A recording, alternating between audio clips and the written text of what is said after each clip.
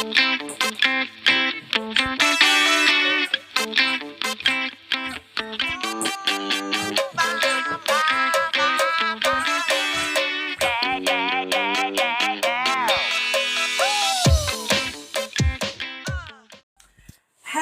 guys, and welcome to another episode of Quarantine Cakers. And today we are going to be making lemon drizzle cake, because I figured we've got all the extra lemon because of quarantine and making sure we keep our immune systems topped up.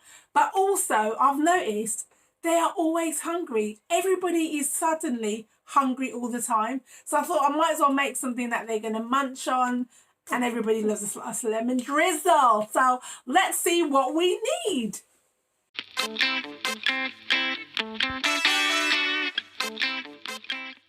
Right, so can we have the ingredients list up here? So we have 250 grams of butter, 250 grams of flour, 250 grams of caster sugar.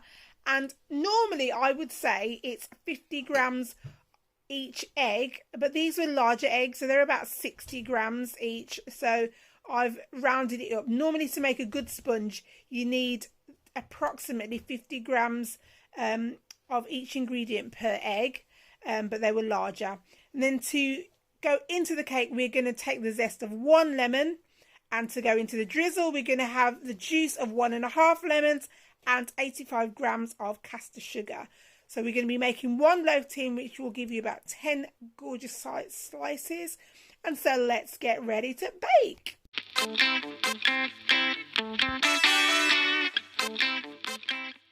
Okay, so we're going to be multitasking today. So we've got the butter and the sugar. I'd like you to put that in, AJ. Just add the sugar into the bowl. That's it. And then add the butter. Now the butter has been softened, it's unsalted butter, and basically if you don't soften it, get it at room temperature, this will be a nightmare. So AJ, it's soft enough, should be soft enough to kind of just press down with your spoon.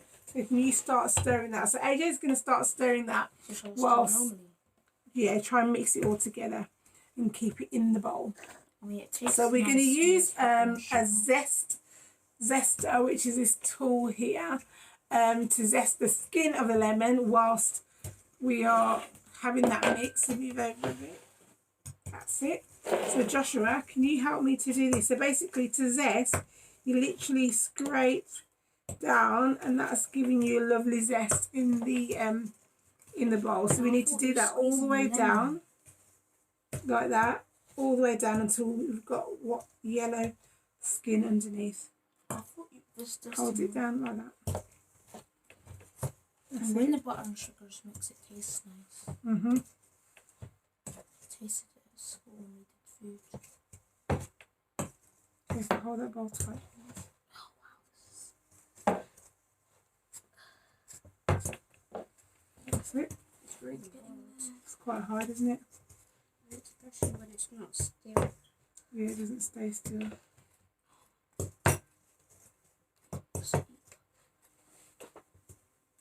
Keep giving it a good press it in so that you can try and... Is that pretty creamy? Yeah, you have to get it to the creamy stage that we did last time in making stuff. So that's it. Well done, Josh. Doing really well. I got it.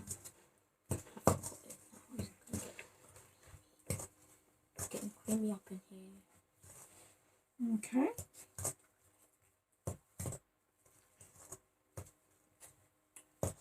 And one of the ingredients that I'd forgotten to mention when we had the list of ingredients, and you'll see it on the overlay, but I did forget to put in the vanilla, which is a teaspoon of vanilla. You're doing amazing, Josh.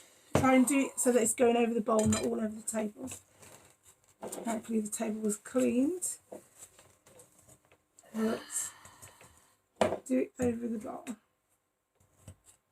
That's it. Great. Keep going.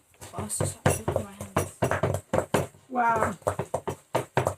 So this is why it's good for mixers, but I know not everybody has a mixer, so lovely. So do you want to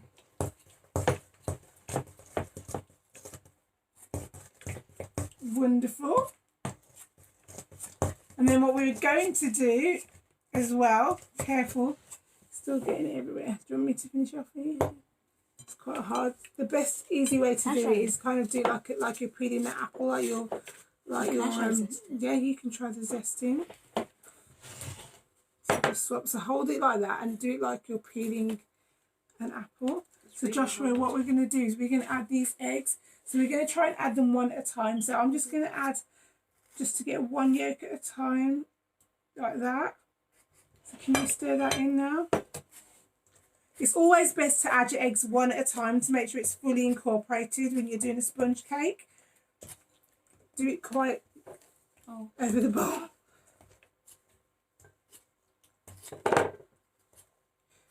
Like, do it like this over the bowl so that it's not going everywhere. If you're doing it up in the air like that, it's going to get all over the place. There you go. That's it. Just the skin, not the other bit. Yeah.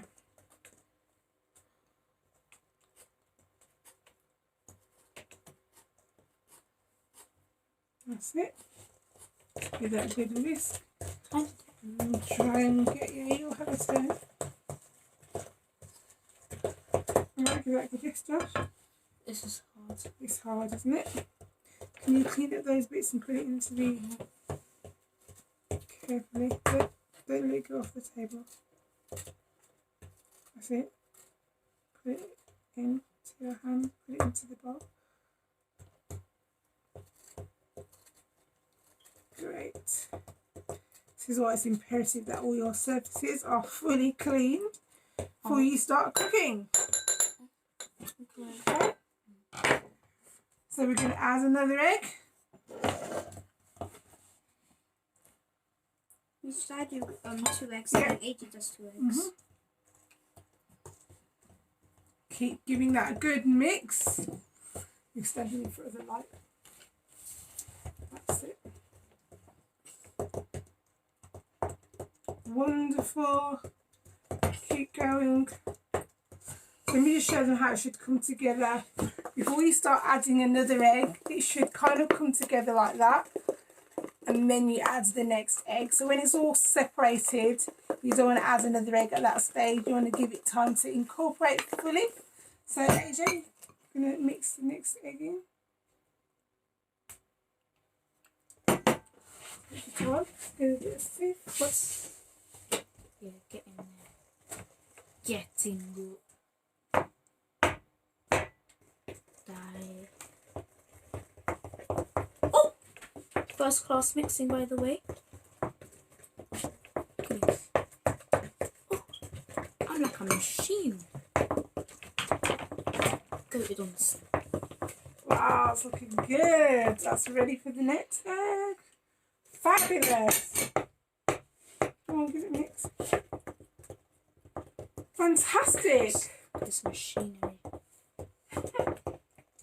Fabulous. So we are now at the stage now where we can start sifting in the flour. So let's just get rid of all that and get everything from the sides.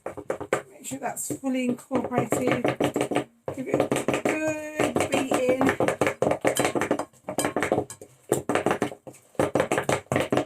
Smooth as possible. Because once the flour's in, we don't want to over mix it because that will make it too flat. We want it to be nice and airy. So I'm going to sieve this in and then you guys are going to fold the flour in. So when you're folding it, you're not doing that big whisking that we were doing before. So you're kind of like doing it in figures of 8. You're trying to get it in from the sides and around and in from the sides. You can do figure of 8. Hopefully you give that a go until that's done. We can add our vanilla. I forgot to add that in. Figure of 8. That's it. Hold that spoon with a bit more stability. Yeah, because otherwise it's going to be hard if you... Wonderful. You're still standing in front of the light. I don't know why you're standing at the corner. Careful. Okay, give it to Joshua now.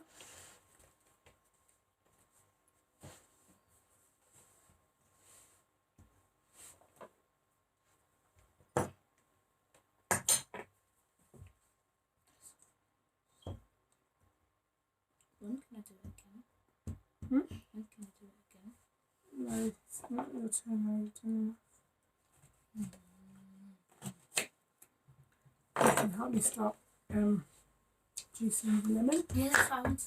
We're going to do that. Video of it, Josh.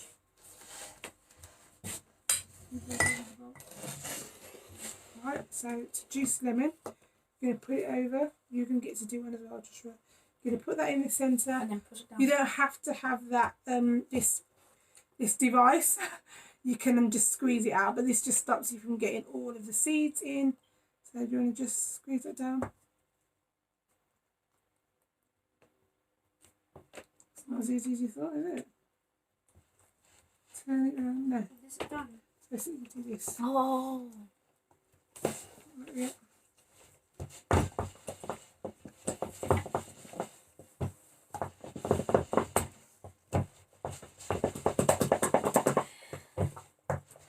Okay, so just a little bit of beating, not too much, and then we're going to add in the zest of the lemon. Can I stir that? Yeah, Okay. and then you're sure you're going to do the same with the other. No, not that one. What's this one for? We only need a lemon and a half. So we have that. We'll just get rid of all this pith. Lean on the table. Okay, so you squeeze, turn it like that, yeah. Turn it clockwise.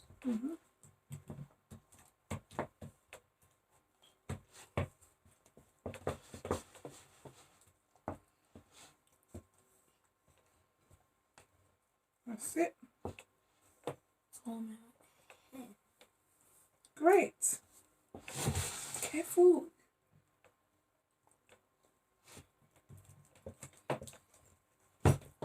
That's enough. That's enough. You don't want to overbeat when the flour's in there. Okay, so we are going to just finish squeezing that lemon and a half.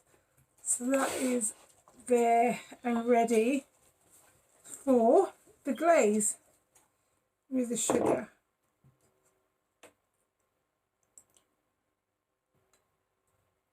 Great. So we've got the juice of a lemon and a half there, and that is going to be used for the drizzle later. So we're going to put that to one side, and now we've got our cake mix ready to go into the oven.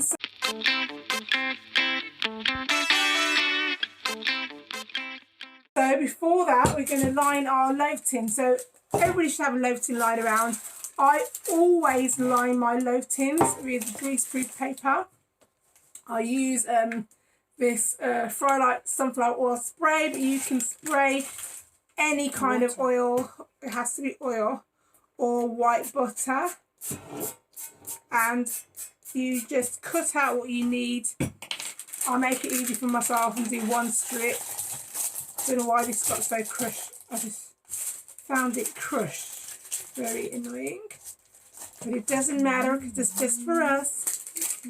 And you line your tin like that. And you just make sure it's stuck. And then you're ready to put it in. So boys, you're going to help me to pour it in. So can you just... I'll hold this tin to make sure that you can just focus on the bowl. So pour, yeah, that's it.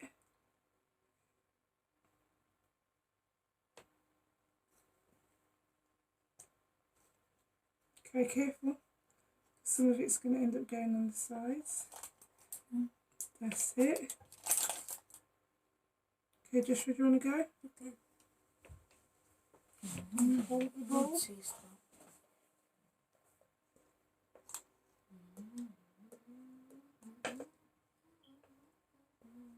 Fabulous. Okay. Getting the rest of that in there. Stand in front of the light.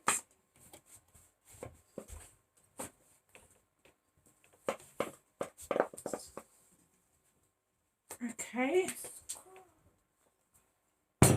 And it's always really best to have a spatula so that you don't waste any of the mix, because we're not going to be licking the bowl.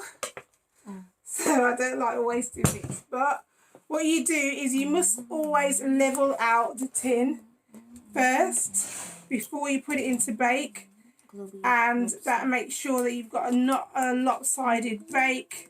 You've got a nice level bake. Still standing for the light. That's better.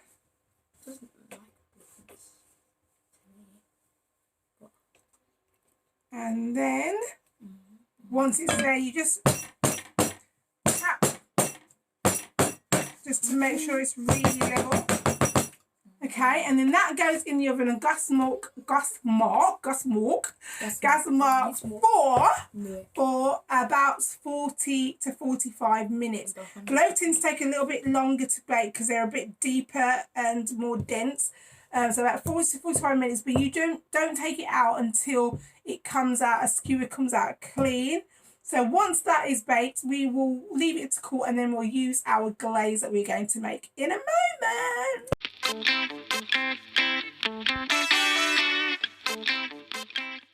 Okay, so we have our fantastically delicious lemon cake that is ready for the drizzle. So we're just going to get ready to prepare that, and we will see you in a minute. So boys, can you add the sugar? One of you add the sugar? You're closest to it, good. Just add that in, all of it. Great, that's 85 grams, and then we're going to add our 1.5 lemons that have been squeezed. Fantastic. So we need to give that a stir, so both of you will have a go. So can you give that a stir? And the whole objective is that we get that sugar kind of dissolved. Not completely. You can wait for a longer time. AJ, you have a go? You can wait for a longer time to get it dissolved. Or you can even whiz it in the microwave for about 10 seconds just to help it along a bit. But the texture that you should have, it should look very kind of, it's like a syrup. Not sure if you can see that. And that is actually fine. I think it's already dissolved enough. So that was in seconds. So we're going to pour it now onto our, keep going to say banana loaf. We are going to pour it now, but I'm going to leave the wrapper on because it just saves it from just getting everywhere. So boys, what we're going to do is I'm going to show you how, but we're just going to do this like this. We're going to drizzle it over. But before we do that, what I'm going to do to have a little bit more impact is just to poke a few holes in the cake to just ensure that it marinades and gets into the cake. Okay, so I'm going to show you what I want you to do. Take a spoon and I want you to just drizzle in one section, and then one section at a time. Come close to the section and come round.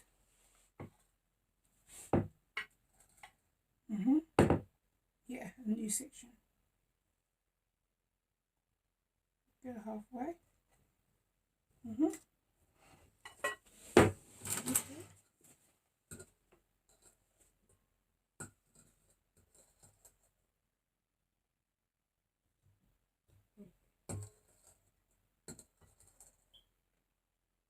Fabulous!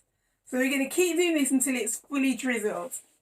And here is the result, a deliciously golden and very lemony lemon drizzle cake. It tasted absolutely divine. We didn't even get to let it crust over. Normally the sugar would crust over the glaze at the top, but they ate it too quickly, and after our little photo shoot it was kind of gone. So I hope you're going to be joining us next week, because on next week's Pointing Cakers we're going to be making these yummy sugar donuts, and they do taste like the ones at the They're absolutely delicious. We've used an amazing recipe that we've tweaked and that was shared by @Esther's Cakes, and we really can't wait for you to join us. So be there, everybody. Looking forward to seeing you on Quarantine Cakers. Woo, woo, woo, woo, woo.